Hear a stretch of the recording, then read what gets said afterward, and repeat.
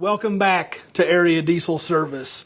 Today we have another new and exciting Canadian collaboration with everyone's favorite Canadian content creator, CutterupRob.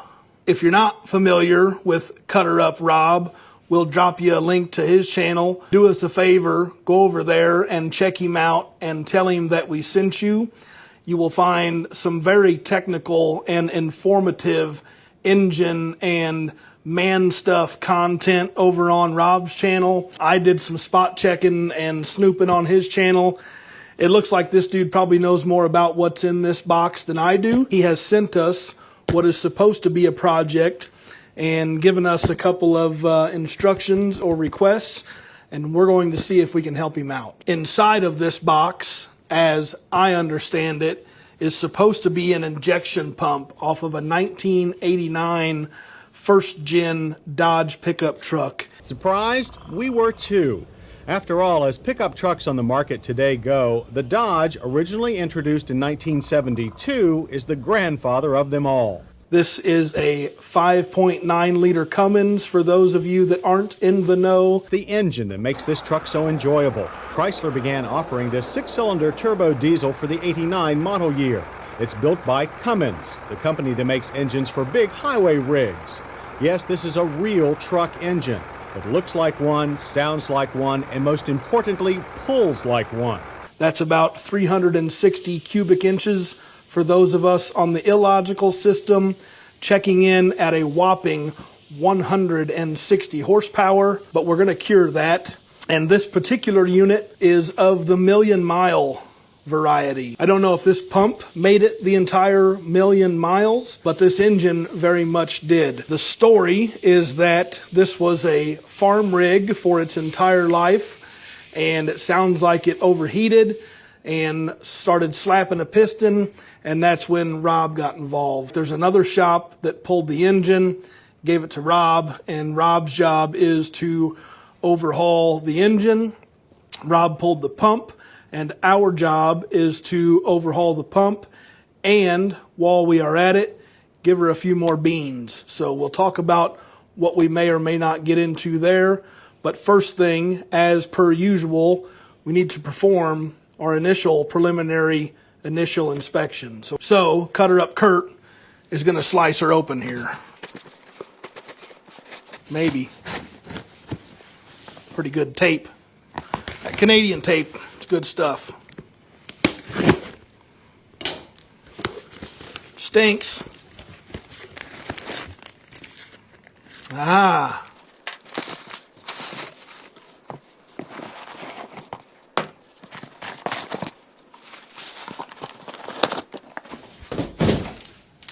Bank shot, nailed it, and broke something.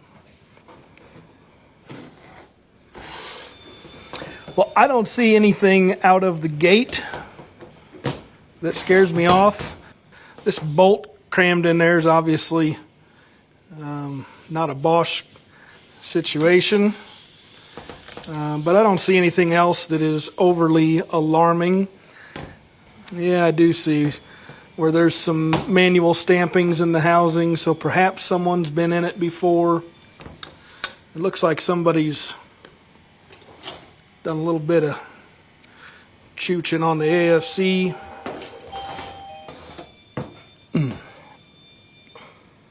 Preliminary initial observation complete, and one of the questions I had for CutterupRob was going to be what he wanted us to do with the governed engine speed.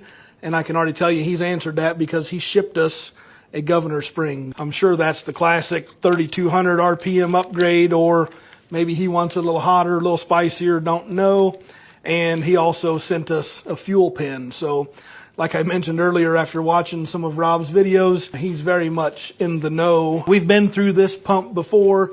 This is a Bosch VE. The V comes from Verteiler, meaning distributor. It's also called a rotary pump. We don't have to dive back through everything again, but engine driven here at 1/2 of crankshaft speed. Magic happening inside in regards to governing and fuel pumping, and then delivering fuel out each of these ports to the injectors, into the cylinders, and that's where the magic happens, right? So you've got foot feed input here, low and high idle adjustments, mechanical shutoff, electric shutoff, cold start advance, aneroid or air fuel control. So it has the ability to hold fuel off until it watches boost come up a little bit, so you don't get that initial puff of black smoke when you put her on the wood. We've been through a few of these before for Red Poppy Ranch, and we've done a couple other mechanical VEs for industrial applications. The VE master back here, Josh, is not real excited to get in front of the camera and talk you through. It'll be interesting to see what amount of wear we find inside of this pump, given the million-mile club that it's in. And looks like we already know the modifications we're going to do. Standard fuel pin, governor spring, tear her down, clean her up, inspector, replace what's worn, reseal it, do the modifications, calibrate it, paint it, and back out the door. We will bring you along for the process, so stay tuned. All right, all you rednecks. My name's Josh. I work at Area Diesel. I've been here for a little over 20 years now. Today's goal is to tear down this VE pump, clean it up, we'll rebuild it. Customers wanting max horsepower and higher RPM, so we got some tricks for that. So we're just going to tear it down and show you the process of that. First thing I do is take this top cover off. Your aneroid is under there. There's a diaphragm in there.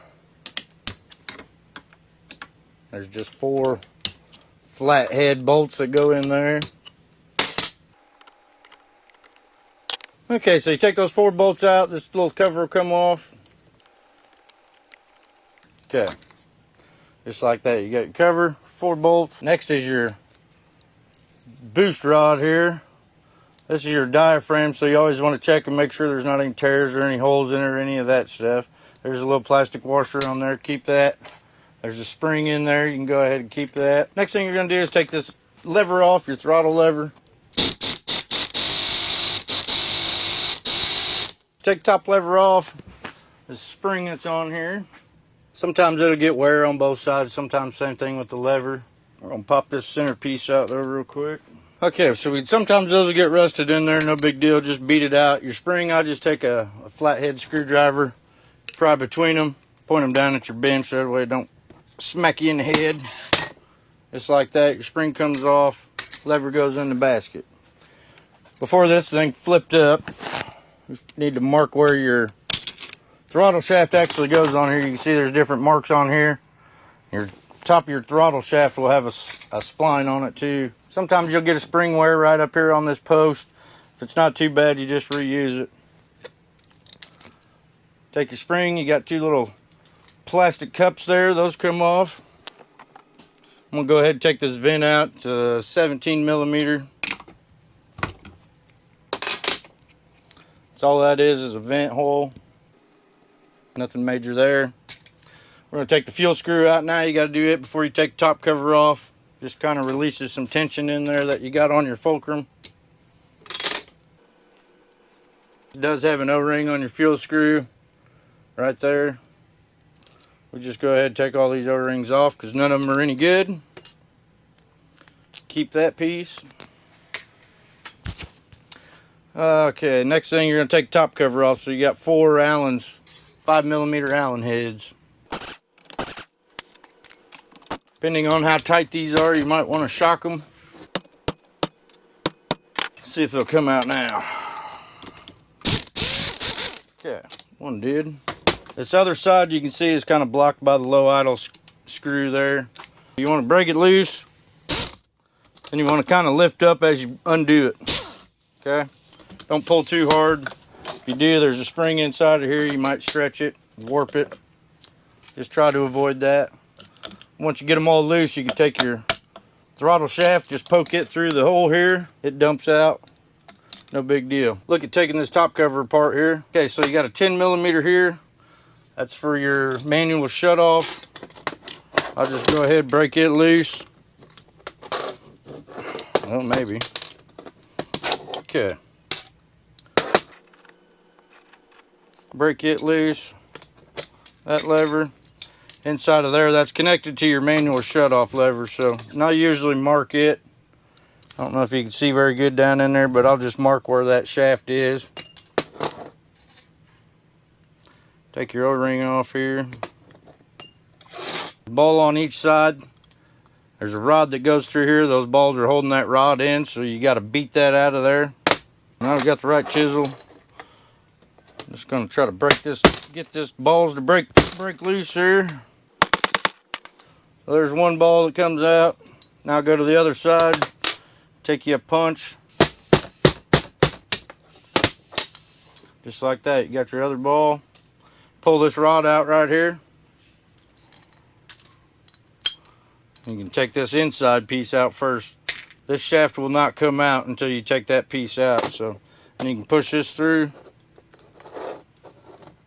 Pulls out. There's an O-ring under here. Pop it out.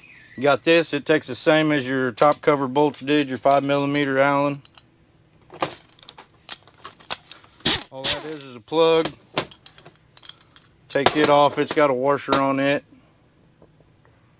Sometimes they're stubborn to get off of there. You can see down inside of here, there is a pin. That pin actually plays on your boost rod, on your diaphragm. So what you do is you just grab that with a pair of needle nose and pull it out. Should just slide right out this front hole. No big deal. Inside there you got a little, there's itty bitty, takes a special tool. Reach in there, take that out. That's what's holding in this little sleeve that's in here. And so down inside of there, there is a little itty bitty sleeve with an O-ring and a gasket we got to get out of there. We have made this little handy dandy tool that you can slide in here where the rod was and go through that little bushing we're trying to get out. This is our nut.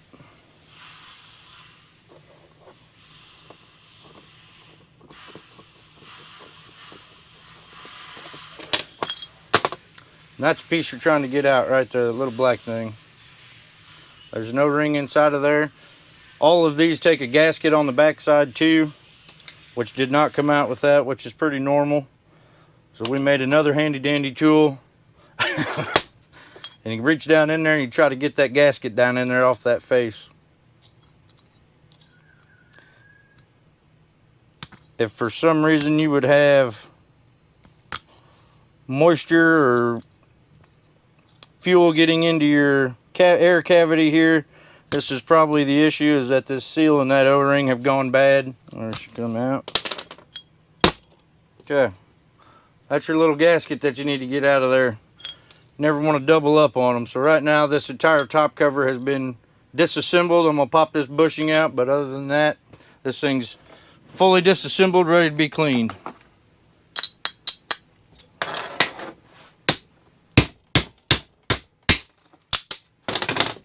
There's your bushing. As long as it's in good shape, we can reuse them.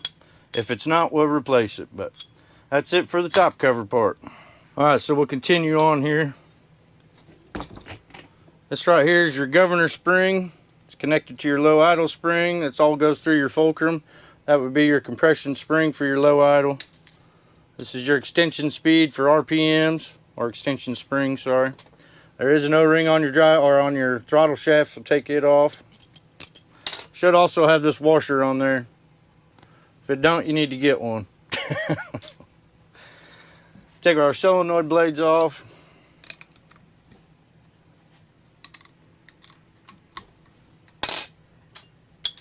This particular pump has a KSB unit on the side. It's cold start advance. Helps with emissions and just kind of deletes smoke when you start up on a cold engine. Now we're going to take the regulator out. We're going to take our lock bolt out, which is over here.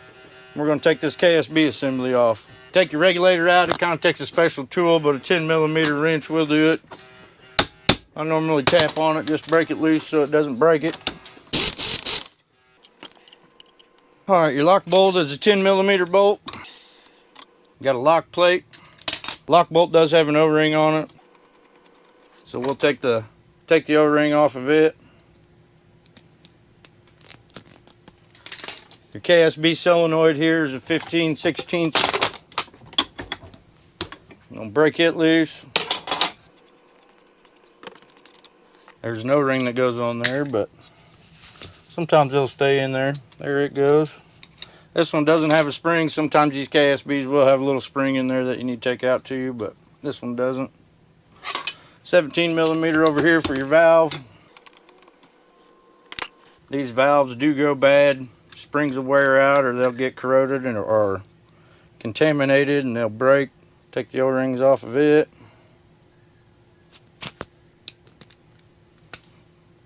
Okay.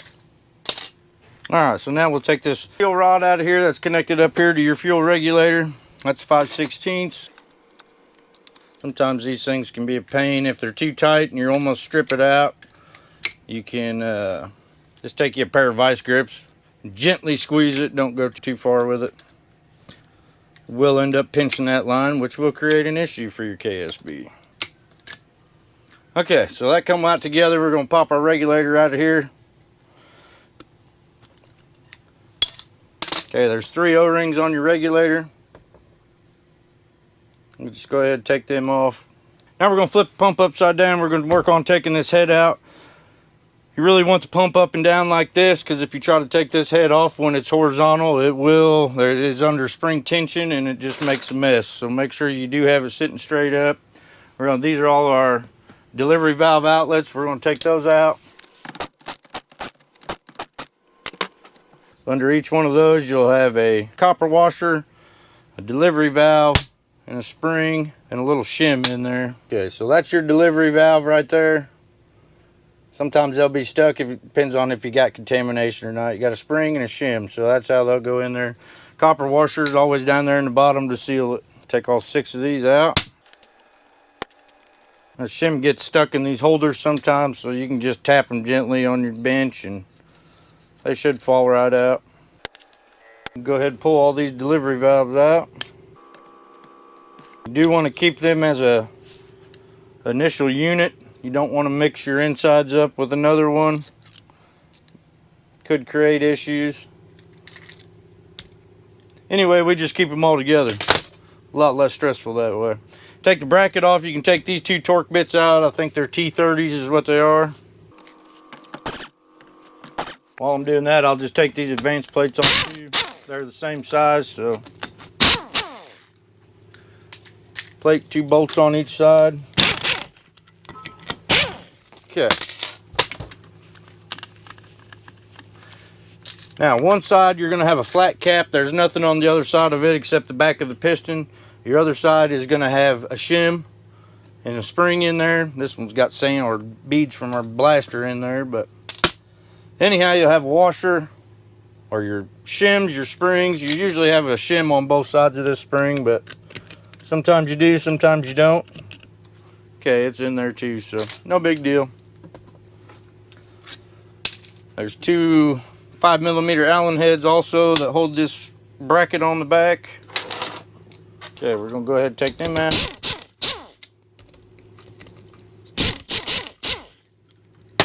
You have a center plug here, which takes a special tool from Bosch that you got to get.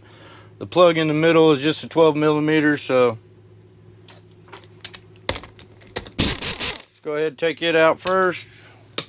Use our specialty 3-sided tool we got here.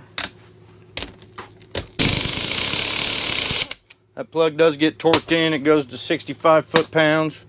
O-ring on that, so take it off. That's all it is, a plug.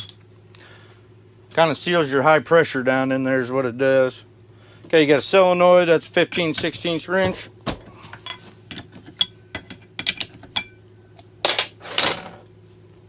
All that does is unscrew. It's got a little plunger in there with a spring. Comes out. You don't want to lose that spring. That's important. Take the O-ring off of it. Spring comes out. Everything's in the basket. Okay, now we're ready to take the head out. It is under spring pressure, like I told you. It takes the T30s, torque bits. Sometimes when you release that head might pop up if it's not rusted together. Just depends on how long it's been together, I guess. Okay, so now your head is popped up. You can see the gap here. Now we're going to pull the head straight up and try to leave the rotor down in there. So I'll normally take a punch and put it on there. You can kind of push down and that leaves it in there. So that's the bottom side. That's the actual head right there. It's got these 2 guide pins with some seats on them. That's what your springs will actually sit on. As you can see, all this stuff becomes a mess if you do it when it's horizontal. This is your rotor. This is what actually does the pumping of the fuel. As you can see on this one, this collar should be nice and free. This one's got some old fuel in it. Once you get it loose though, that should be nice and free. There's 2 plates that your springs sit on. I just put that back on there and we'll put it back in the head and we'll wash it out in the solvent tank. So now what we're going to do is we're going to take your flyweights out. That's held in there by your governor shaft. 14 millimeter to break the nut loose. 5 millimeter Allen to take that shaft out.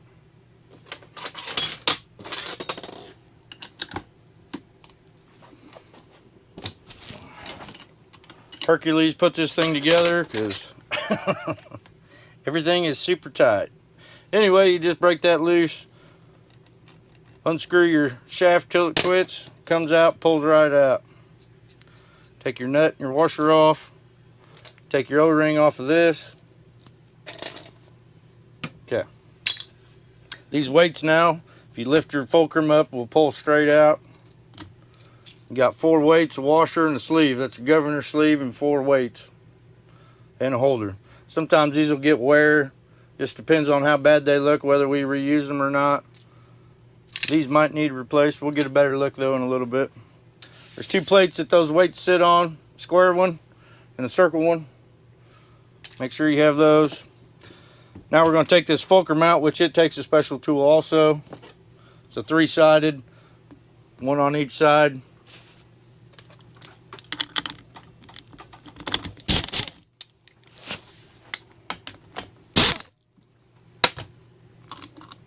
Fulcrum just slides out. No big deal. Nothing seized on this, so really we're in pretty good shape. Next thing that comes out is going to be your cam. There's a button that sits on top of that rotor too, that sits on top of your cam. This your cam. It should just lift right up, pull straight out. You're checking to make sure you don't have any nicks or anything like that going on. You can get some kind of wear down here on these arms on either side, which can create kind of a obnoxious noise when it's running, but this one looks good. You got rollers that the cam sits on. Depending on whether you have a 6 or a 4, we'll decide which roller cage you need. That's held in there. There's a little black clip way back in here. Just take your pick, pull down underneath of it, that's it. There's a pin under that. That's your coupler. That's kind of what holds everything together between your drive shaft and your cam. Keeps everything in sync. Probably can't see very well what I'm doing, but it'll make sense when we go back and rebuild it. That's our roller cage right there. We've got 4 rollers. They're all nice and smooth, so we'll clean them up and reuse those. No big deal. If you can keep these together, keep them together. If you got the right equipment and you can take them apart and measure them, that's the way we do it. Okay, your piston now was hooked to this rod, actually came through and went to the piston. So now we're just going to push this piston out. And it just pulls right out. You got your sliding sleeve in there. And your piston, same way with this, you want to make sure there's no marks, no nicks or any of that stuff. Should be nice and free in there. Drive shaft now, we'll want to make sure you don't have a key in the front. Sometimes that'll hold you up, hit your bearing. Okay, so what we did, we just pulled the drive shaft. It was sticking down through there. We just pushed it straight up. Comes out with got a steel washer, and you got a gear in there that hooks into your flyweights. This drive shaft though, as you can see, we've got an issue going on with the bearings or something, but you can see all that scarring. I just had to beat this thing out with a hammer, so we're gonna have to fix that and probably put some new bushings in the front of this thing. Only thing that's left in this pump now is a supply pump down there. You got a top plate, you've got blade carrier, which has 4 blades in it, and you have a liner. Those are all held in by 2 screws down in here. Sometimes they're flatheads, sometimes they're a torque bit. This particular one is Phillips.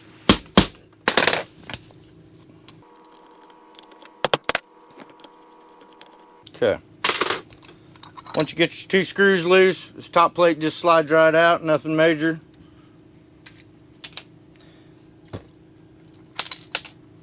Underneath that, you then have these blades and blade carrier. That's what spins around and creates your housing pressure in there. And you have a liner left, that's it. If I can get this thing out of here, I'll show you what it looks like.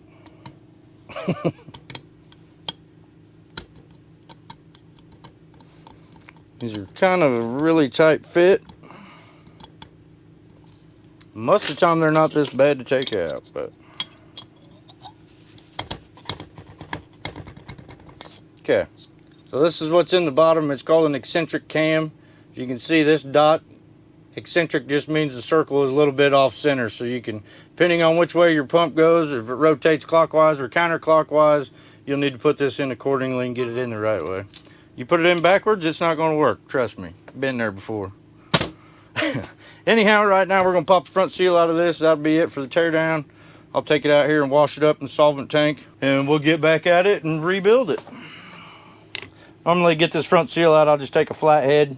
You can kind of get behind it, right behind the seal, it just pops right out. For now, we're done tearing it down. We're going to take it out here, we're going to wash it in the solvent, we're going to fix the stuff that's broken, we'll bring it back in here and lay it out. So, I'll see you then. Alright guys, we're back. Got everything washed up. I'm going to show you the layout of the O-rings and what they go on. Pretty much all our O-rings are laid out next to what they need to be on. I mean, you can pretty much size them up, but for the most part, in this pump, the customer forgot to unlock the pump. So therefore, the lock pin was running on the drive shaft in operation, which put metal chunks in between the drive shaft and the bushing. It ended up wearing out both the drive shaft and the bushings. So we had our machine shop. I installed new bushings into the housing. So I don't know how good of a shot you can see that, but right there we installed that bushing. We had the machine shop cut it out. We've got a brand new drive shaft we're going to put in it. So everything's cut to size. Everything's laid out on the bench. We are ready to rock and roll on this thing. That might be the best view we're going to get out of this. So we're going to give it a try here. First thing we're going to do is we're going to put all our O-rings on everything. Just get that done, get it out of the way. Your throttle shaft has a little thin washer here. Make sure it's on there. Okay, so that's your throttle shaft. This is your fuel regulator. This thing has a piston in here and it's spring loaded. You can hear it in there moving around. I've already taken it apart and cleaned it, so we should be ready to rock there. This particular one takes 3 O-rings up top. Most of the time they only take 1. Those 3 are all the same size, and you got a smaller one here that goes on the end. Okay, so that's ready to be installed. Your end plug, it just gets this big O-ring here. We'll worry about lubing them all up when we put it together. This is your governor shaft. It takes an O-ring, just 1 here. Sometimes they can be a pester to get on, but this one has 2 solenoids. You have a KSB solenoid and your main solenoid. They both take an O-ring. This is your main solenoid. It is actually has a plunger with a spring in it. Make sure that spring's in there. And the plunger. Your head O-ring just slides right over, goes in the groove. This is your KSB valve, your pressure valve. It takes an O-ring here and one on the very end. You could probably use and get away with using your regulator O-rings. They are about the same size, so take that green one, just shove it right there on the end. That's how it sits. Your lock bolt, its O-ring's pretty much similar to your solenoid O-rings. It's just a little bit smaller, but this is your fuel screw. Smallest O-ring you got, well, one of them. Only other one's your small one is your boost pin sleeve that we got to use. Get that in the groove. This one here, the weights were worn out, so we're going to install a new weight cage with 4 new weights. This is the old one. As you can tell, his weights were they were getting pretty iffy, so we're going to go ahead and change them out, put a brand new set in them, he'll be ready to go. So you put 4 weights in just like that. That's the first thing you do. There's a washer that sits down in there like this. Most of the time it'll have a hexagon center. Sometimes it has a circle, but it's similar to your governor shaft, but it's just a little bit smaller in diameter. So you put that in there next. Then what we have is your governor sleeve, and it has a little itty bitty hole here on the side. You need that to be clean and actually suction. So if you cover that hole, if I don't cover it, it'll fall right out. If we cover that hole, you can hear that pop. It's got some kind of seal in there. You do need that, so no big deal there. These fulcrum screws, they take these 2 washers here, 1 on each side. Okay, his weights we're going to throw in the trash. His bushing we're throwing in the trash. Okay, your drive shaft. Brand new drive shaft. You have this gear. Okay, you can see on this side that you got a step. This side's flat. The flat side always goes up towards your threads. And there's 4 slots on this drive shaft. You do want that to be nice and free. There's 2 smaller slots, and then you got these 2 bigger moons. You want the 2 bigger moons and line them up with the indentions on your drive shaft. Then we're going to install these little rubber bumpers, 1 on each side. Kind of helps keep the vibration down inside of there. Put a little petroleum jelly on there. I just put a little bit of lube on both sides of that kidney. Enough to hold it in there so you can push it in. Want to make sure they're flat below the surface. No big deal. Those are installed. Next thing I do, I just put a little dab of grease on there because we got to put a washer on there. That's the washer that goes on there. Doesn't really matter what way you put it on there, just make sure it goes on there and stays. You got a woodruff key is what that's called. That actually slides into your supply pump. So the little key here that's came with it. Put a little dab of grease in there. Put your key in. Now you're set. Next thing we'll do is the head. Has a KF dimension that you have to measure. That is the dimension once we have our springs and stuff on here on the back side of here on where your rotor's sitting. You should have shims that go on there, but sometimes you don't because the springs are long enough. This one doesn't apparently, so we're just going to go ahead and install. These are your spring seats. They have a bevel on them, so you put them on first, bevel up, take your 2 springs, put them on each side. Take your sleeve off the rotor here. You have 2 washers that need to go under there. One of them has these indentions, the other one does not. So the one without the indentions goes on first. I usually put it on opposite the wear of where it was. And you put your one with the divots on. And you got this is the other part that holds your springs together. So then once you put your head back together with that spring assembly, now the dimension should be measured from the top of here to the end of your rotor. Particular spec on this one is 5.0 to 5.4 millimeters. As you can see, we're at about, well, that's 4.9. I don't know if that thing will zoom in good enough. I'm going to add some shims to it, raise that up so we can get it into spec. Dimension is just setting the pressure of how strong your plunger return is. You just have to give me a second while I dig through here and find my shims, the right ones.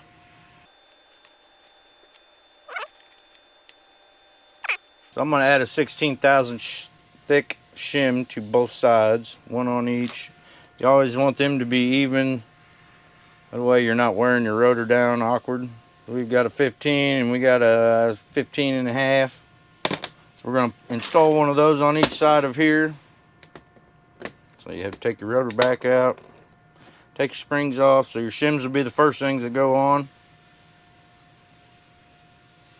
Put your spring seats back on. And we're going to go ahead and remeasure this. By adding shims, we've raised this up, so this gap should get larger. Like I said, we're looking for 5.1 to 5.4. There we are, 5.3. So that's in spec. It's ready to be installed for now. We'll go ahead and we'll build our top cover. This is an Android top cover, a little more complex than the other one, which you just install the throttle bushing and you're good. This one we got some other stuff to do. So inside of your boost Android top cover, you have this sleeve that your boost rod will actually slide through. You need to grease that up. You have 2 rods. Whoop. The short one is the one you're wanting. The long one will go in and hold your other piece in there. But for right now, you want to make sure this rod's clean, doesn't have any nicks in it, it's not worn out on the end. This one looks pretty good. What we're going to do is we're going to put some grease on there. Right in there. We're just going to work this thing in and out, make sure it's nice and free. You want that motion to be free in there. You don't want it catching on anything. If it is, you need to make it free. Once you get that installed and you got the O-ring in there, this also takes that little gasket that we had trouble trying to get out earlier. Go ahead and put it on the back. I then take a pick and I go ahead and put that on a pick like that. That way I can slide it down in this hole without anything getting flip-flopped on me. Okay. This is what holds that in there, little black piece. It had a, I don't know, it takes an awkward size Allen wrench or Allen head, so we made our own. Okay, so we're going to install this piece, and this holds in that sleeve that's in there. So again, I turn the housing sideways. You can kind of see it there. But we're going to thread that into that hole, and you just want to get that tight. That's crushing that seal. That's giving you a good seal in there so you don't get any fuel inside of this air cavity. Okay, so the next thing you'll do is put the little rod that we already lubed up, we're going to just put it back in that sleeve. Let it stay in there for now. I'll just push it right here through the top hole or the front hole and get it lined up. You can just push it in there. It should slide in there nice and easy. Okay. This one does have a manual shutoff, which you will need to install before you put the rest of that in there. If you don't, you'll be taking it back apart and doing it anyway. This is your shutoff lever. This is a flat one, so I do know I did mark the housing right there. You can see where the line is. This does have a little washer on it, so make sure it's on there. This O-ring also comes in your kit. It's a little bit fatter than what goes on your regulator. So we're going to lube that up and we're going to install it and push it in right there. And kind of push it in with a little screwdriver or a flathead if you got one. That's what I normally do. Just get it started. You'll make sure that gets all the way seated in there. If you don't, it will leak. Okay. O-rings installed. We're going to line this shaft up where it needs to be, which is straight like that. Next thing you got to put on there is a hard washer. You want to make sure you don't lose that when you're tearing it down. Then you have a spring that goes on there. We've already got our lever set. We know this is 0, what I call spot 0. So we install that there. Pretty much what spot 0 is when this spring is connected, that lever's sitting here, which is where that arm needs to be. Okay, put a lock washer and a nut on here. We can go ahead and tighten that down. It's 10 millimeter. And you can reach behind here if you have a pick that has a hook on the end of it. So I'll just grab that with the pick, pull it under there, shove it in that top hole. There you go. So that's what you want. The lever's lined up still where we had it marked at. Now all that does is that will act on your fulcrum. If you need to manually shut this thing off, that's what it'll do. Now we can finish installing. We're going to put this sleeve in here, and this also acts, all this works as a unit. Reacts on your fulcrum, judging by air pressure, how much air pressure is going to your aneroid. Put that in there. The long rod, it goes through them holes, and it'll go actually through that piece. Should be nice and free and move just a little bit. I normally try to put that rod where it's about halfway in the middle of both sides. And then what you're going to do, these two little balls that were in there that we beat out with glue, we're going to set up some epoxy. We're going to glue those in. We're going to glue our throttle bushing in, and then we're going to glue our front seal and our housing right here. So we're going to do all that right now at the same time.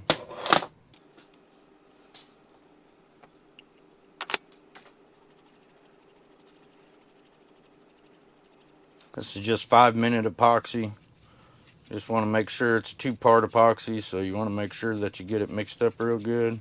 You got 5 minutes to glue this stuff in before it starts drying on you. Okay, what I do, I just mix that up with a pick. There is a little hole in the front of this housing. Do not get glue in there.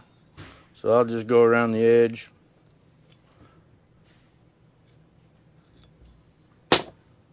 I have seen some people not glue those in. They still work, so just your preference, I guess. I'd rather glue it. That way we're covered.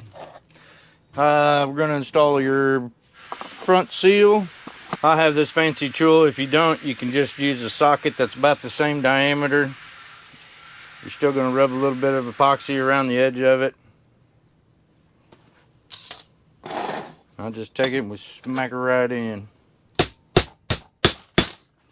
Pretty much want that seal to just be flush with the housing. Oh, I might need to go a little bit more.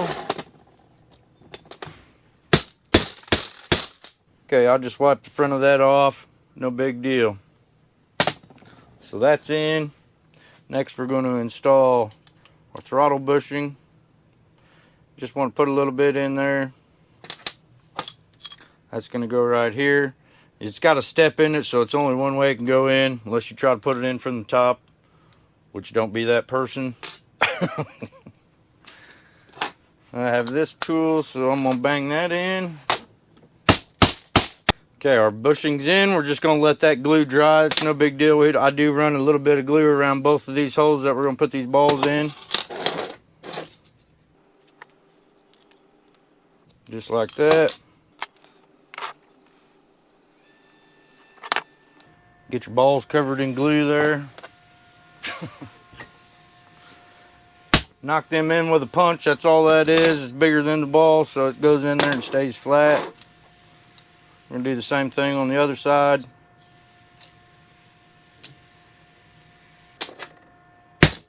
Okay.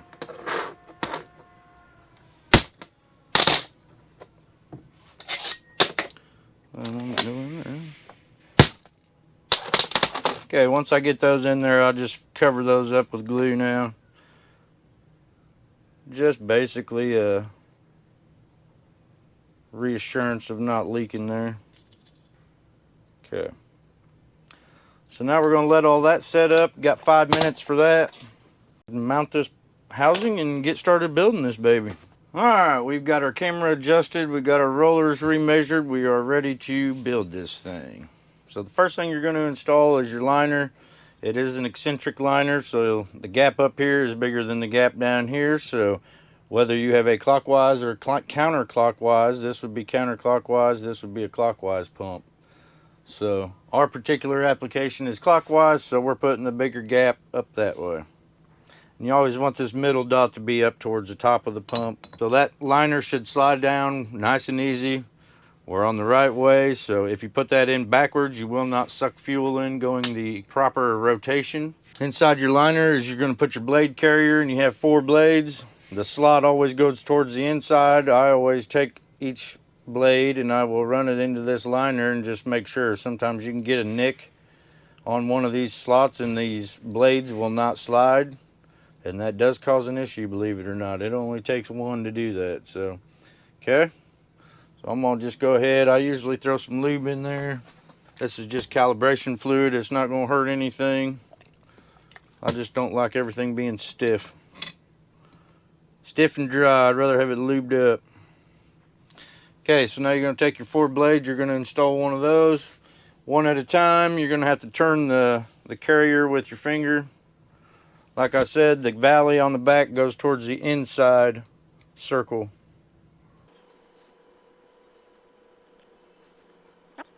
My hands are small enough I can do it with my fingers. If you got fat fingers, you'll have to find another way.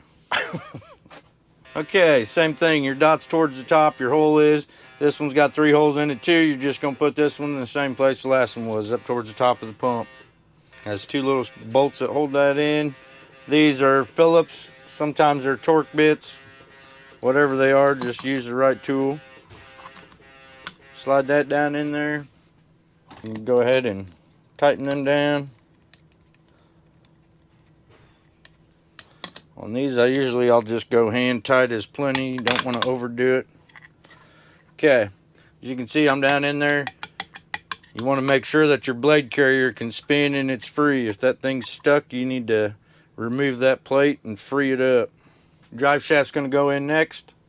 Like I said, we've already got our key, we've got our gear on there, and we've got our washer. So again, I'll put a little bit of lubricant on there.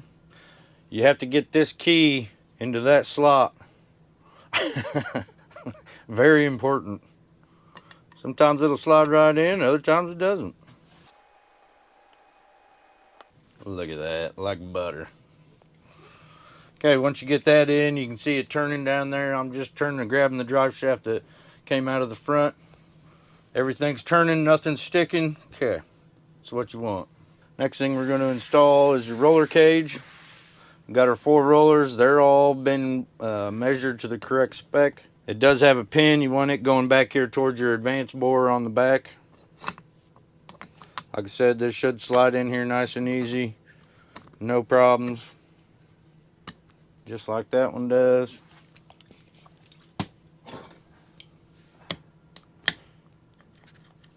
Okay.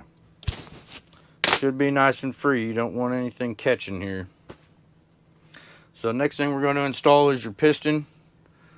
So it'll have a sliding sleeve that goes in with that rod will actually go into this. So same thing with your piston. You can put it in the right way and you can put it in the wrong way. If you're going to go clockwise, then your flat will be towards me if the pump is set like this. If it's counterclockwise, it will go like that. The flat end on the other side. Ours is clockwise, so we're going to put it in like this. Put a little bit of lube on there. Same way with your piston, it should go in nice and free, okay? Now you're just going to take that I take my finger. You're trying to get that into that little sliding sleeve we put in, so wiggle it back and forth. You'll know when you got it in because it'll go in like that. As you can see, I'm moving the piston. You can see the roller cage moving, so don't want to forget. Put this little pin. It's going to go in there and hold that pin solid so it doesn't slide around on you. Okay, so you put that pin in there. Then you're going to put this piece on top of it. That just keeps that pin from popping out. Should click, make sure it's good. So everything's set now. They call this a coupler. This is what kind of connects your drive shaft and your cam. So as you can see, that thing turns now. So when I go to put my cam in, you got to make sure that this pin is lined up in the same position as our keyway. So I always put my keyway up towards the top here. That way I know, and it'll go in either right or you'll be 180 out. If you're 180 out, she may not start, she might start, but it will create an issue. Okay, so your cam's in, it turns with the drive shaft. Our timing marks are lined up. These advance bores, they take a green O-ring on each side. These are kind of flat. So you just put one on each side. The flat side of the piston takes a flat cover. Takes your T30 torque bit bolts. This one I have to take off on the test stand, so I just hand tighten it real quick right now. Your other side, this one's going to have a shim, a spring, and another shim on the outside. Same thing, this is going to take the same 2 bolts that you used on the other side. I'm going to install this. As long as these shim settings are right, which we'll find out when we get on the test stand, we may not have to remove this cover, so I'll go ahead and tighten it with a ratchet, just in case it is set and I don't have to take it off. I do have a little work to do on this side. I have to shave some of this housing off. So anyhow, we're going to continue on. We're going to go ahead and install our fulcrum, put our weights in, and install our head. So the first part, I'm just going to take these 2 bolts here. These are what hold your fulcrum in. We have washers on them. I just get them started. And you can take your fulcrum here. You want to make sure it's nice and free, which it is. You got to put it in from the top. You're trying to get those pins in these holes here. You want to do it with your fingers so you can tell when it's not going in the hole. Once it's lined up, your fulcrum should move nice and free like that. That does take a specialty tool. Hand tighten those. You don't really need to go too tight on them. Once you do get them tight, you want to make sure that that fulcrum is still nice and free. Now we're going to install our weights. You have two plates. You have a square one and a circle one. Just install the ones that came with the pump. The square one goes in first. And you'll take the circle one, set it on top. Take your weight assembly. I raise the fulcrum up. You can install that just like that. Then you're going to take your governor shaft, grease up your O-ring. It goes in the hole in the front down here. You're going to have to it's got to go through those two plates. It's got to go through the hole in your weight cage, and it's got to go in that sliding sleeve. It's not that hard. It sounds way more complicated than it is.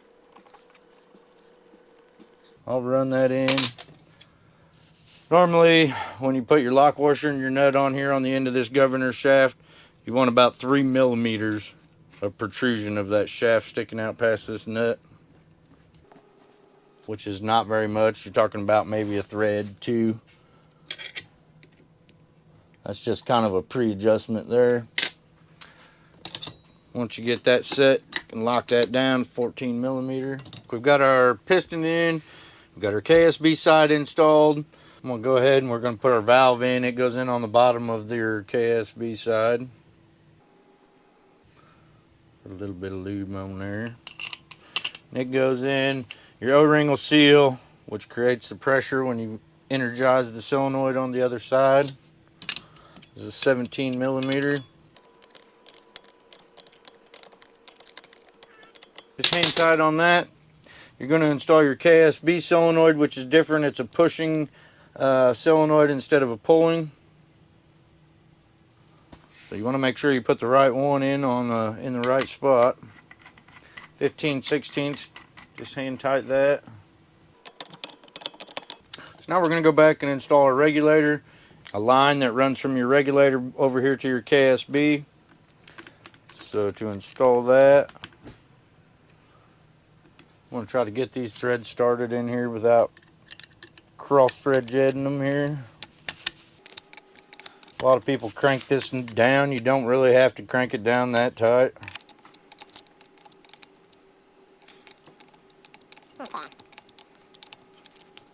Snug that up. We're going to tighten up our regulator. It takes a specialty tool. Same way with this. You don't have to go too crazy on it. Get it in there, tighten her up. Okay, next part we're going to do is install our head. We've already got our KF dimensions set with our springs. There's a port closing spec that we have to do, but we can't do that until the pump's built. So for right now, we're going to work on installing our head.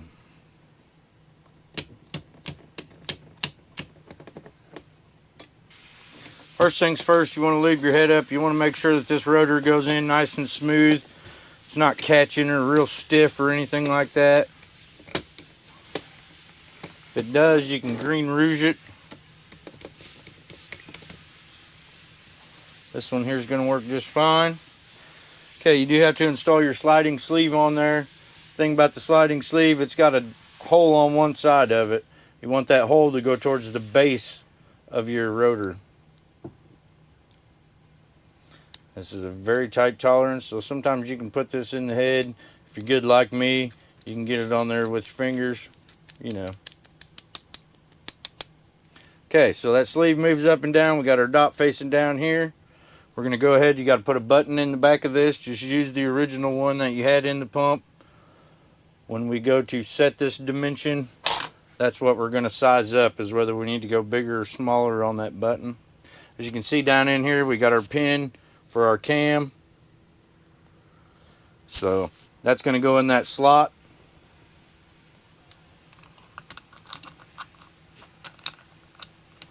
I put grease on that button, that way it stays put.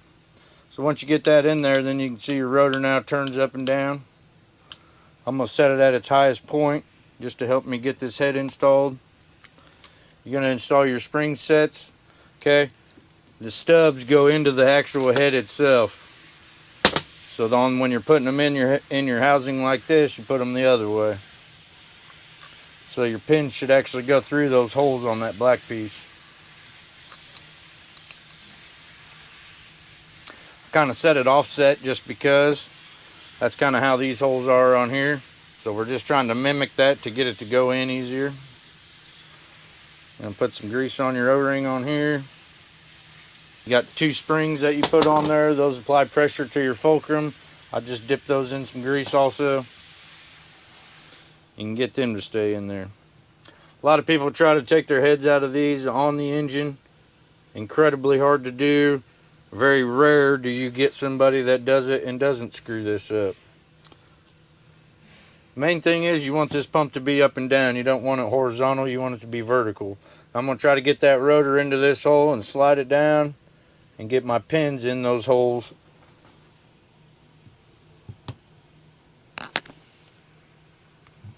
And when you're good like me, you get it on the first try. Okay, it's clockwise pump, so you get a bolt on the right side closest to you. Now the thing about this, when you're putting this head and actually lowering it down, you want to do it evenly.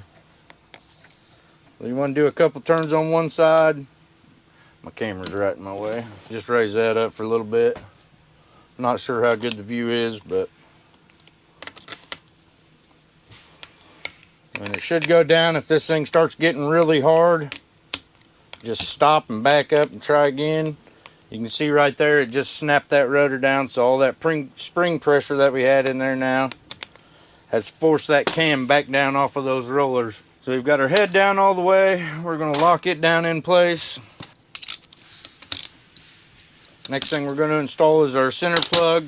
This keeps your high pressure fuel kind of right here. It keeps it centered. That way it keeps it contained. This thing has a knife edge.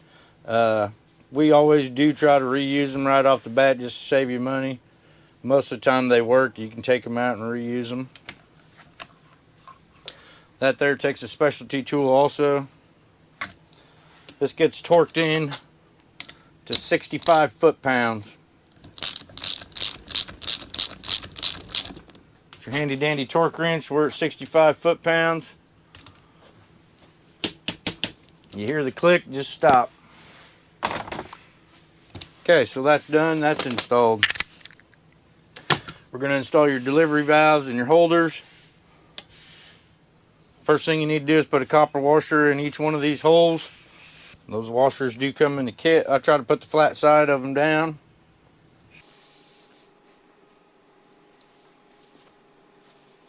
Not sure why my camera's wobbling here. Okay, once you get those in, you just want to make sure they're all seated down in there flat. Okay. Next thing you're going to do is install your delivery valves, which are these. I try to throw a little bit of lube on there. Like I said, I'd rather things be lubed up than not. Just want to make sure none of those are sticking or stuck or any of that. So as I put them in, I kind of just work them back and forth.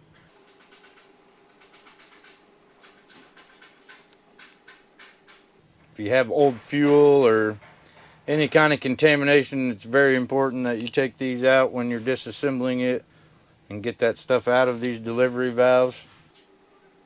Okay, those are free, so those 6 valves are in. Now you're gonna each of them get a spring. Okay. Springs just sit right there on top. Okay. On top of your springs, you get a little shim. Put the flat side down on the spring.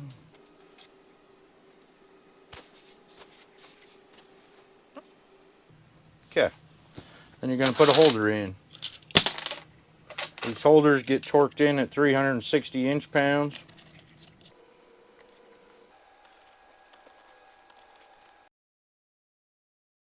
Run them all down, and then we'll tighten them up. 14mm socket, 360 inch-pounds.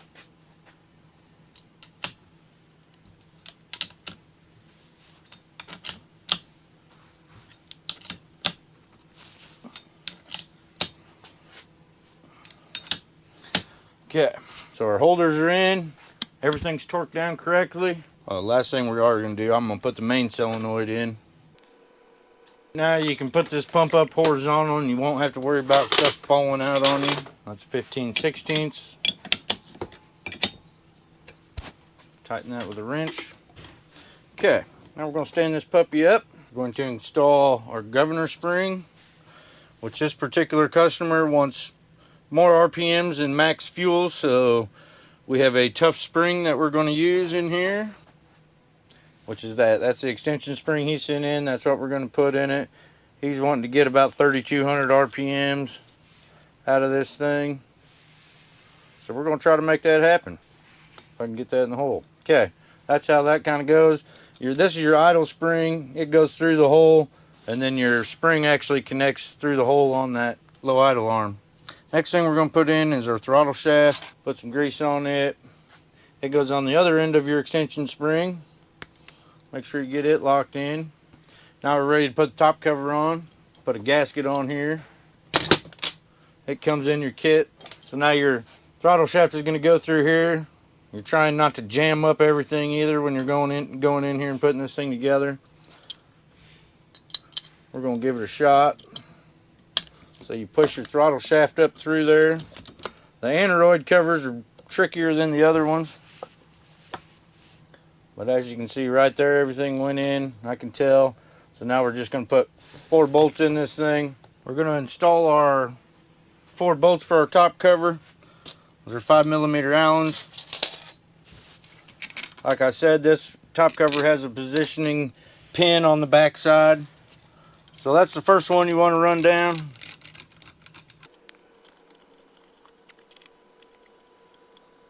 Just run all them in by hand.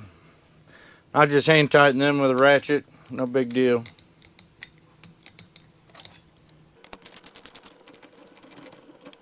Okay.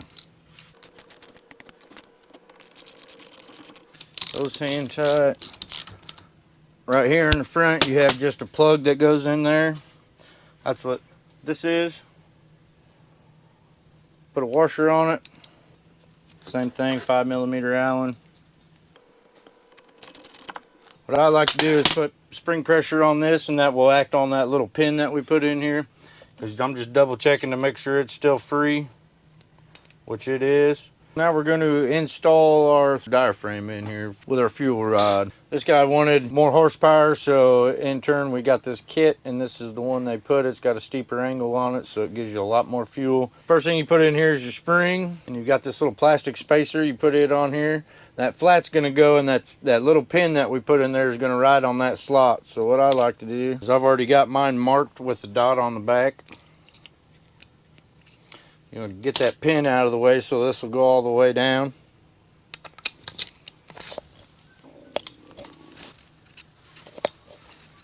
Okay, you can put your top cover on here. Just takes your 4 little flathead bolts. Take your flathead and tighten them up. Ain't got to go too crazy on them. They're pretty small bolts, so. Okay, so now that that's installed, now we can go ahead and we can put our throttle lever on. So you've got these 2 plastic pieces. One of them has this step out on it. It goes on first, and it goes between these two, this little slot right here. Put your spring on there first. Put it like that. On an aneroid, I usually wrap it around like that so it stays out of my way. Put your other one on. The valley goes up on the top one. Our spline, there's splines on this lever, and there's a spline mark on the top of here. We had these marked so we know where they go. You'll take this little plastic piece that you got, and a lock washer is what I use to put in the middle of that. Put your lock washer in there. You got your top lever, it's got a spring on it. This is linkage hookup. This little arm sticking up goes between the coil on your spring. Run that down. Tighten it up. Okay. So there you go. That's installed. There's a little bit of play in there. I like to take it out. All you got to do is figure out which way you need to bend this spring. Went too far. Okay, as you can see there's not much play. You don't want any slop in that, not excessively anyway. Next thing we're going to put in is our fuel screw. I usually leave that nut where it's set. It's going to be pretty close. I want to ram that thing in there all the way and you'll bend your fulcrum and have bigger problems. Other thing we're going to install is the lock bolt. It goes in this hole here.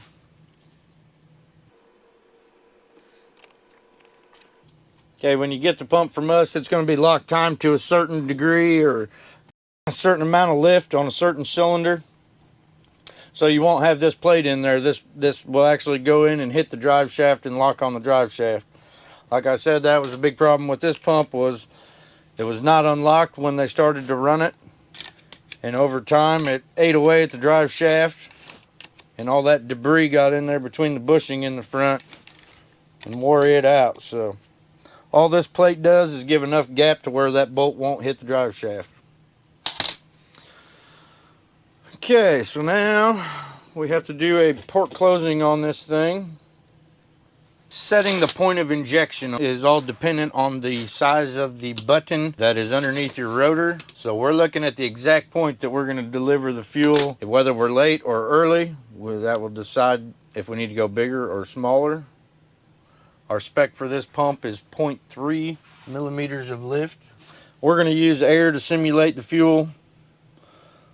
So I'm going to plug the return, I'm going to put a fitting in the inlet, and I'm going to hook about 30 pounds of air to it.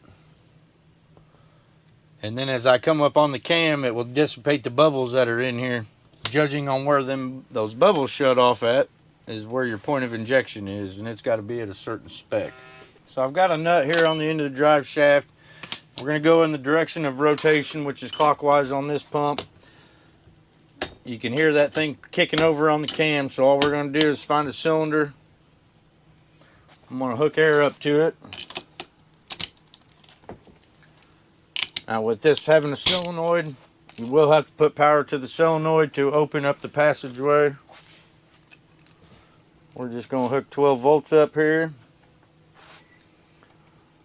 Once I start putting a little bit of air in here, you can start to see bubbles down here. That's what you're wanting. That's simulating the fuel going through.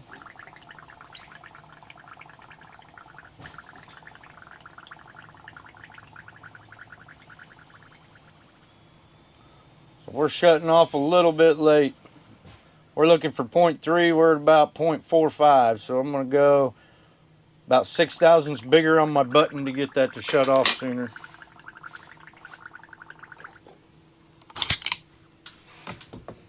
And how you do that is you got to take the fuel screw out, pull the head out, take the button out from under the rotor and replace it with 6 thousandths bigger shim. So that's what we're going to do. You just back your fuel screw out. That's going to take pressure off your fulcrum, which is pushing on those two springs on the inside of your head. So back that out, past the O-ring. Want to stand the pump straight up again, you got to take your 2 bolts out that are holding the head in. Just give it a little turn, you can feel the O-ring release from in there. Kind of want to hold everything together. I'm going to get those 2 screws out, or my set pins out from my springs. So I'm just going to pull all that stuff out. Okay, right under here was a button that stayed down in here. That's what we're going to increase. We're going to increase the size of that by 6 thousandths. And that should bring us down to where we need to be. 96, so I'm going to put in a 102. We've got our new button. We're going to install it. It's 6 thousandths bigger than our original.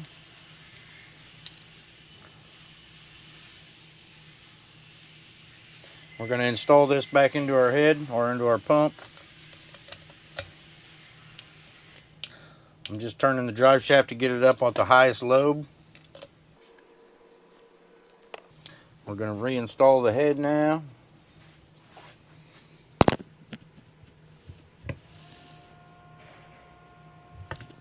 Like butter. First try. Okay, like I said, you put this head and you're going back on with it, do it evenly. Don't want this thing getting kinked. Have the risk of breaking that plunger or that rotor if you do it too much uneven. Just gonna hand tighten these back down. Run our fuel screw back in. We're gonna hook her back up to our air and we're gonna see if our port closing's on now.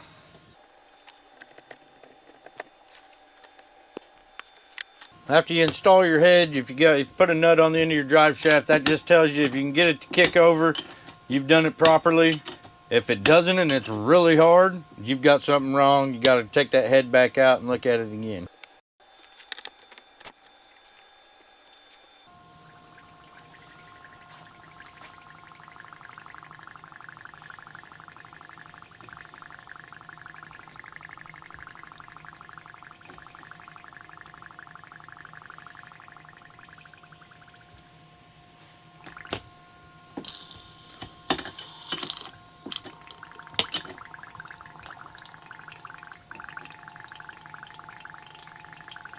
All your cylinders should shut off about the same place.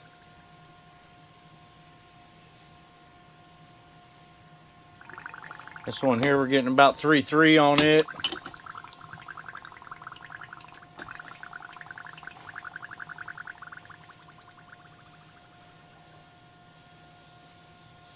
We're gonna call that 3.2, which is in specs, so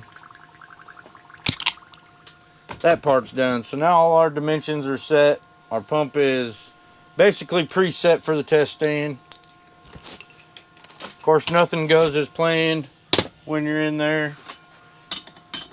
But right now, I'm gonna just put the bracket on this thing and slap the serial number on it, and we will meet you in the test room. All right, guys, we're back. We're in the test room now. Already gone through and kind of preloaded and preset all this. So I'm just going to run through and give you a quick overview on what I did. This guy was wanting max fuel and he's wanting more RPM. So we're set around 3,400 on RPM, 3,200, about 300 horse. That's about the most we can get out of this little thing.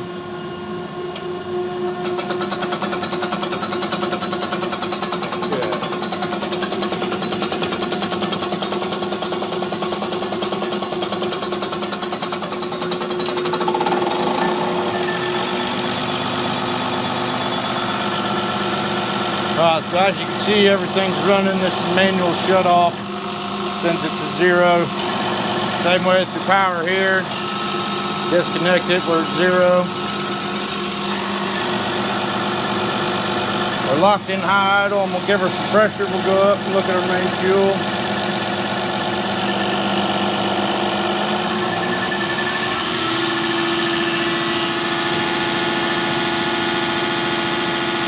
Stock fuel for this particular pump is 86 cc's per minute. We're getting about 170 right now. So I should double our horsepower, get us right at 300 horse.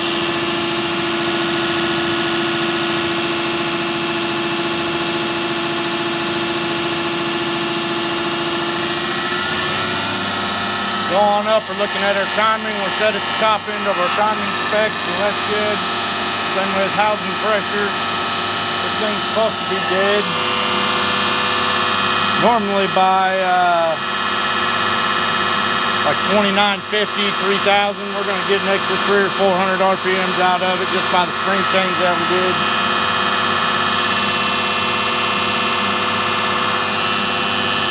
Go down here with no boost, checking our idle. We're looking for 16, pump's a little cool right now. We're getting 19, that's fine. Startup fuel is supposed to be 100, between 100 and 160.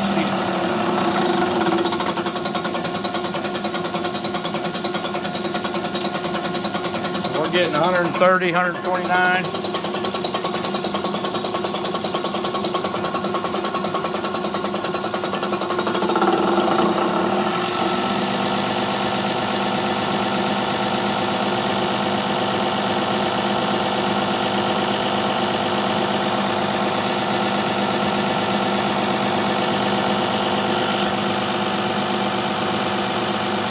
Alright, now we're going to go up and look at high idle. It's going to get loud. We'll go up first. We'll go up to 1325 where it's high idle. It should be at like 81 at the max. Since we got this thing cranked up, we're sitting at about 90.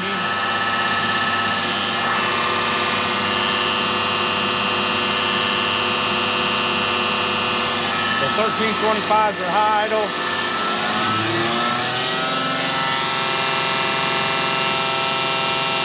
Go up to about 1650. That'll be about 3,300 RPMs on the engine.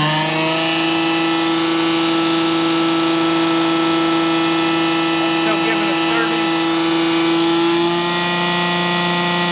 About 1750 with 3,500 RPMs on the engine. So we're pushing this thing as far as we can get it. That's as much as we can get out of it with the setup that we've got. Getting more boost, he's getting 300 horsepower out of a 160 horsepower engine. We don't have any leaks, everything's working like it should, so I'll send this baby out the door, let the guy try it, and let us know how it works. Alright guys, we just got in here from the test room. What we're going to do now is lock time the pump. The spec for this one is 1.25 to outlet D. So what you're going to do is you're going to take this little bolt out of the center of your center plug here. That's going to allow us to put a dial indicator in there and set it on the rotor. We're already on the right cylinder, which is D, which is down here. So what you want to do, you can take this lock plate and back it out, take it off. I usually run this in until you can feel it hit the drive shaft, then back it off just a little bit.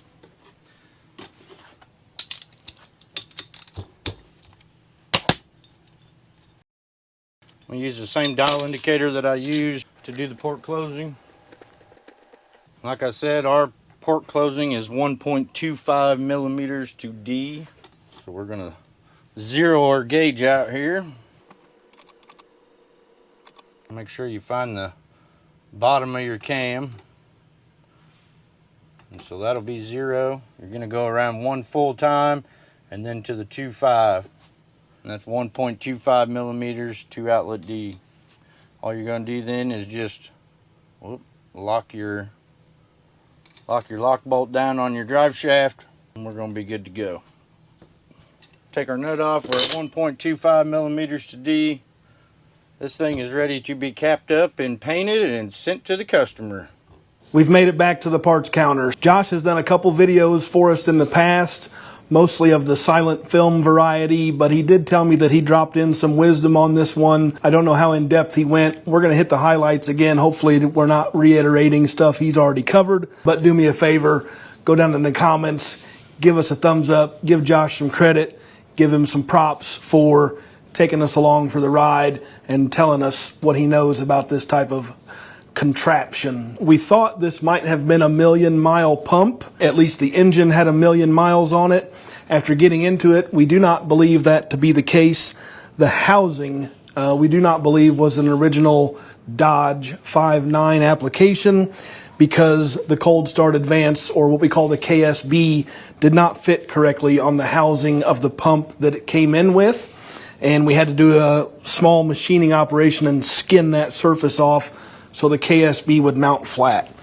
So we do not believe that this is a 1,000,000-mile example, or at least not an unmolested 1,000,000-mile example. Someone has been here before us. The other big takeaway was that, caution, this pump is lock timed. This big red tag gets tied to this pump when it goes back out to the installer. Down here, this pin is a lock timing pin, so the timing is set on the pump, ready for installation to the engine.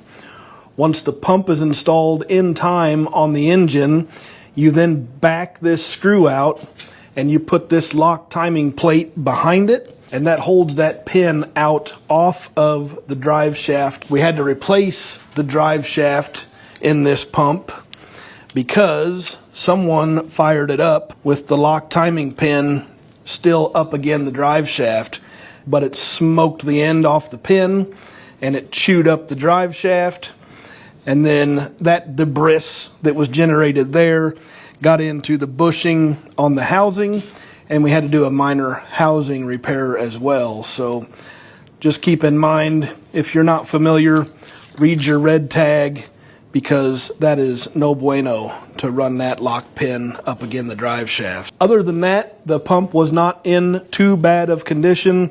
I believe we spoke about it in the opener, but Rob sent us a couple modified components, right? Governor spring to make her twist a little faster, and fuel pin to change fuel delivery and fueling curve. And those components were provided with him when he sent the pump in. Short of that, we are talking about standard issue gasket and overhaul kit, all of the common wear items. I do know that the flyweights were chooched in the old pump, so it got a new set of flyweights. I believe that's it. And then take it to the test stand where this one deviated from a stock pump. And those deviations were in fuel delivery and fuel cutoff. Depending on which application, which first gen this VE came off of, it would have been factory rated in the 160 to 175 horsepower range. Rob's goal for his build is a safe, conservative 400 horsepower. To do that, we have to make some modifications. Again, the components that he supplied and the calibration on the test stand. In a factory configuration, the factory specification, this pump would deliver 86 cc's of fuel. And again, that generates about 160 horsepower. Josh was able to safely get it up to 170 cc's of fuel, so roughly doubling the fuel delivery. If 86 cc's is 160 horsepower, and if we double it to 170 cc's, that does not always directly translate to 320 horsepower. Keep in mind, horsepower is a measurement of the rating at which work can be done. One of the ways to achieve an increase in that number is to increase the speed at which the work is being done. And we've done that by way of this little spring. And we have increased governed fuel cutoff from what is factory, I don't remember what these are, 2850 to 3600. That modification will also increase dyno measured horsepower results, along with the fact that this thing is going to get a set of Rob's injectors, and I don't know what the turbo plan is, but I'm certain that there's to be an upgrade there. This is the pump modification to support that 400 horsepower goal, along with those other modifications that Rob's going to do. Should have no issue getting there to his goal. If your aspirations are higher than that 400 horsepower mark, we can still make some additional modifications, but the cost goes up exponentially, right? 400 horse is fairly maxed on this configuration of a VE pump. Some additional modifications that you can do. This is the head and rotor. So this is the component that lines up here. Injection line comes out here. And this is the pumping element out of this pump. And it measures 12 millimeters in diameter. This pumping element moving in and out of the head is what pumps and distributes the fuel out to the injector lines and to the injectors and the combustion chamber. There is an opportunity to change this from a 12 millimeter pumping element to a 14 millimeter pumping element. The other modification is in the cam. This, I think, is a 2.8 millimeter lift cam, but you can see there's a ramp profile as this thing turns around. That is what effectively causes the pumping action.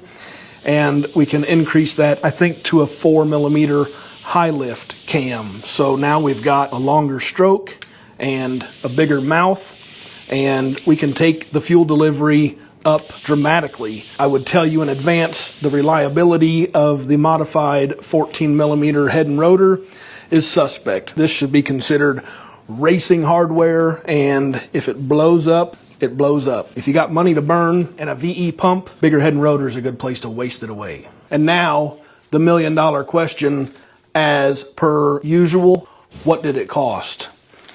This pump, with its particular requirements and in its particular condition, at today's rate, came in at $977.69. Keep in mind, that is with Rob supplying the modified fuel pin and the different governor spring, right? He took care of those parts for this build, but your typical VE overhaul, you're talking about a $1,000 affair. If that's not enough of your money and you want to go bigger and do the head and rotor and the high lift modification, it gets pretty expensive from there. You're talking about potentially an additional $2,000. So take a $1,000 pump and turn it into a $3,000 or potentially even more than that, depending on how that project goes and what type of condition your pump is in. Like we said earlier, Rob is in charge of injectors and turbos for this arrangement. If that's something that you're looking for, that's also an area we can help with. Full solution or specifying which turbo would run with which pump and injectors. Rob likely knows more about this combination than we do. We just took care of the pump. He's on the hook for the rest of the solution. If you're not familiar with CutterupRob, please go over there, drop him a comment, tell him that we sent you. You will find some high quality and very technical content being created on his channel, and he is a good friend of Area Diesel Service. This being the first collaboration with CutterupRob, we are going to issue the highly regarded, super prestigious, incredibly desirable major award in the Area Diesel pause button collaboration plaque to commemorate and thank Rob for the opportunity to take care of his pump work, and just kind of a spoof on the YouTube play button, except this one's got a little hick influence, right? If you see any other channels out there that could use our assistance, please don't hesitate to drop them a comment and let us know. Shoot us a link, give us a lead. All of these things that we are doing came about because of you, and we appreciate the opportunity to continue to work with other content creators.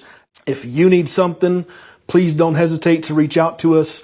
We pride ourselves in providing a high quality customer experience, and we would appreciate the opportunity to earn your business. If you need to get a hold of us, you can call us at 800-637-2658. You can log on to our website at areadiesel.com, where you'll find a large amount of high quality information and the ability to chat instantly with a diesel engine expert through the button in the bottom right hand corner of your screen. You can drop us an email at parts@areadiesel.com, or you can stop by any of our locations in Iowa, Illinois, or Indiana. So that's it for now. Thanks for watching.